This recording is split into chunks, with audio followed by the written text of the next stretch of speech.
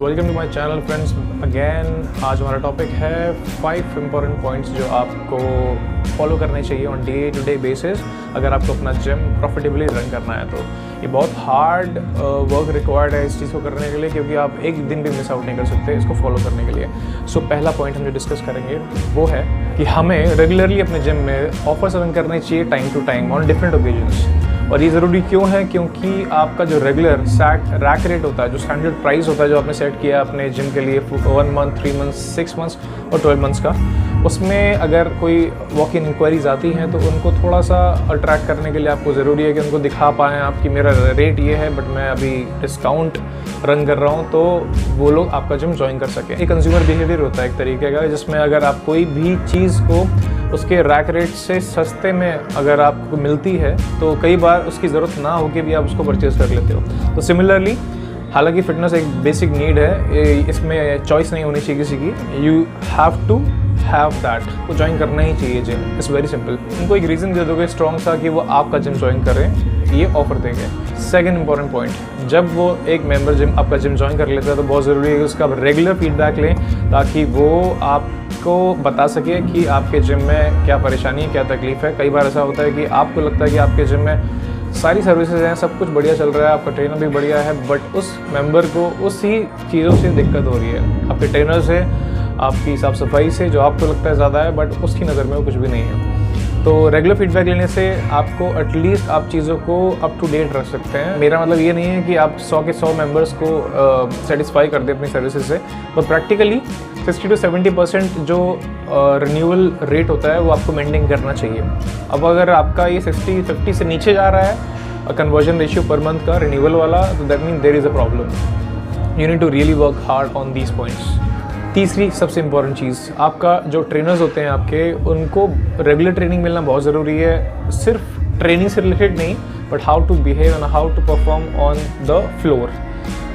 Basic rules होते हैं, discipline होता है जो उनको फॉलो करना चाहिए, वो फ्लोर पे होते हैं। जैसे कि फ़ोन का इस्तेमाल ना करना, 2-3 मेंबर वर्कआउट कर रहे हैं फिर भी वो अपने स्टेशन पे बैठे हुए हैं या ग्रुप बना के डिस्कशन कर रहे हैं। This is something not acceptable at all.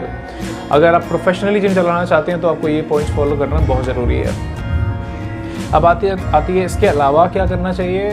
Time to time उनकी नॉलेज को चेक करना बहुत ज़रूरी है। उनके केसेस को देखना कि वो किस तरीके के क्लाइंट्स को हैंडल कर रहे हैं। अगर कोई मेडिकल केस है और वो हैंडल कर रहे हैं, उस केस में अगर आपके जिम में सर्टिफाइड ट्रेनर्स नहीं हैं तो ये आपकी रिस्पॉन्सिबिलिटी बनती है कि आप उन केसेस को 1-on-1 देखें और अपने सुपरविजन में या अपने तरीके से डिज़ाइंड एक वर्कआउट है वो करवाना उस मेंबर को, ये आपकी जिम्मेदारी है थ्रू जनरल ट्रेनर्स। ऐसे केस में अगर कोई मेंबर को इंजरी हो जाती है तो उसकी जिम्मेदारी भी आप ही की होगी। तो ट्रेनर को समय समय पे ट्रेनिंग करने का मतलब ये होता है कि उसको मोटिवेशन मिलना चाहिए कि मैं अगर किसी को पर्सनल ट्रेनिंग भी दे रहा हूँ तो उसको रिजल्ट देना उसकी जिम्मेदारी है वो। चौथा सबसे इम्पॉर्टेंट पॉइंट है मेंटेनेंस आपके जिम की। मेंटेनेंस एक ऐसा इम्पॉर्टेंट पॉइंट है जिसमें अगर आप लैग करते हैं तो वो बहुत negative word of mouth spread करता है। क्यों? क्योंकि अगर आपकी मशीन ही प्रॉपर फंक्शन नहीं करेगी तो किसी को इंजरी भी हो सकती है उस केस में। और अगर एक बंदा भी इंजर्ड होता है, चाहे कम हो चाहे ज़्यादा हो, वो आपके लिए बहुत नेगेटिव मार्केटिंग का काम करेगा। तो इससे बेटर है कि आप रेगुलर मंथली बेसिस पे अपनी मशीनों की ऑयलिंग, सर्विसिंग और अपना जो भी रिपेयरिंग वर्क होता है वो आपको कराना चाहिए। एग्जाम्पल के तौर पे आपका 1 साल पूरा होते होते आपकी मशीन की जो बेसिक चीज़ें होती हैं वो ख़राब होना चालू हो जाती हैं। जैसे पार्ट्स होते हैं ख़राब होना चालू हो जाते हैं। फॉर एग्जांपल आपकी सीट कवर हो गया या कोई प्लास्टिक का पार्ट हो गया या अलाइनमेंट हो गया आपकी मशीन का, या कई बार कुछ नट एंड स्क्रूज होते हैं वो लूज़ हो जाते हैं।